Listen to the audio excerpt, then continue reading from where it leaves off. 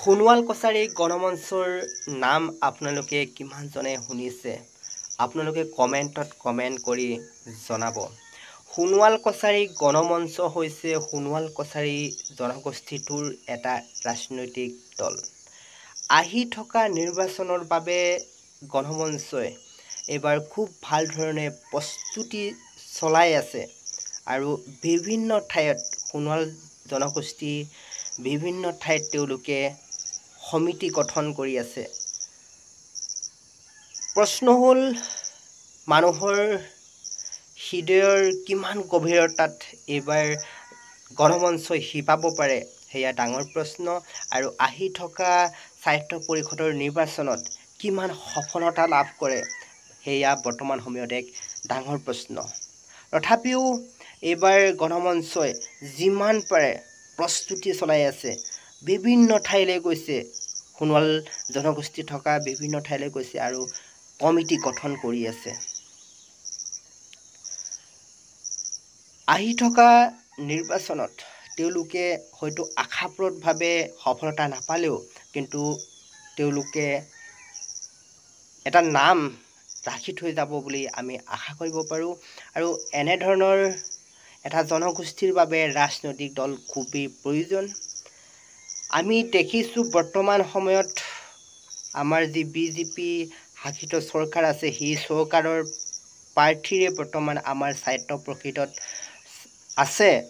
গতিকে আহি থকা স্বায়ত্ব পৰিষদৰ নিৰ্বাচনতো বিজেপি দলৰ প্ৰাৰ্থীৰ অৱতীৰ্ণ হ'ব। গতিকে তেওঁলোকৰ লগত যুঁজ কৰাটো এক সাংঘাতিক ধৰণৰ এখন কষ্ট হ'ব গণমঞ্চৰ বাবে। তাৰ কাৰণে গণমঞ্চই আমাৰ গাঁওসমূহৰ ভিতৰলৈ যাব লাগিব। গাঁওসমূহৰ জনতাৰ হৃদয়খন জিনিব লাগিব। আমি যিমানখিনি জানো, যিহেতু আমিও সোণোৱাল কছাৰী গাঁওবোৰলৈ গৈ থাকোঁ আৰু 90% বা 99% মানুহে এতিয়াও কিন্তু গণমঞ্চৰ নামটো শুনিয়ে পোৱা নাই। সঁচা কথা কৈছোঁ, বহুত গাঁও আছে সোণোৱাল কছাৰীসকলৰ, বহুত গাঁও আছে যিবিলাক গাঁৱত সোণোৱাল কছাৰী গণমঞ্চৰ নামটোকে শুনা নাই। গতিকে সেইবোৰ গাঁৱলৈ যাব লাগিব, প্ৰচাৰ কৰিব লাগিব, সেইবোৰ মানুহক সজাগ কৰিব লাগিব।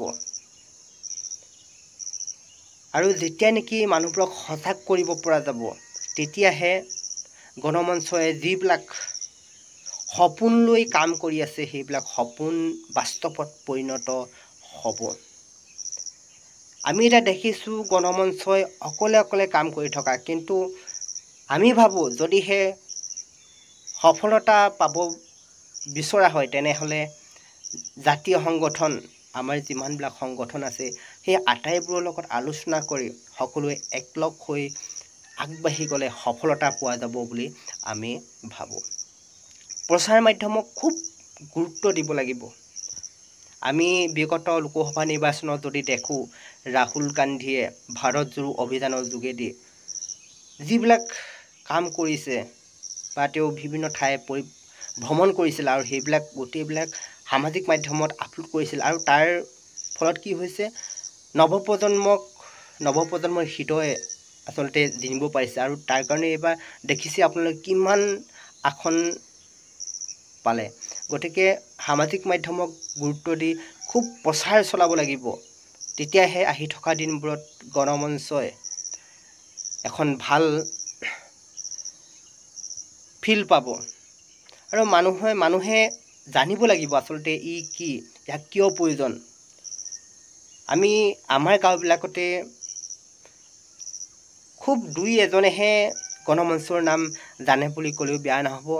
গতিকে প্ৰচাৰ চলাব লাগিব প্ৰত্যেকখন গাঁৱৰ ভিতৰলৈ গৈ।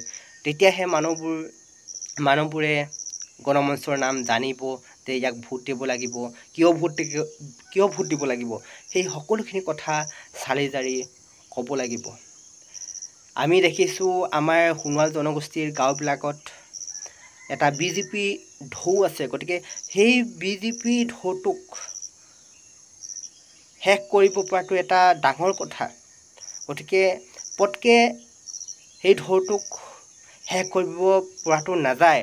গতিকে বহুত কষ্ট কৰিব লাগিব, বহুত কাম কৰিবলগীয়া আছে এতিয়াও। গতিকে সেইখিনি কাম কৰিব লাগিব আৰু তেতিয়াহে আমাৰ মানুহৰ মাজত যি বিজেপি ঢৌ আছে, সেই বিজেপি ঢৌটোৰ হৃদয়ৰ পৰা আঁতৰাই গণমঞ্চৰ শব্দটো বুকুত প্ৰাধান্য দিবৰ কাৰণে চেষ্টা কৰিব লাগিব।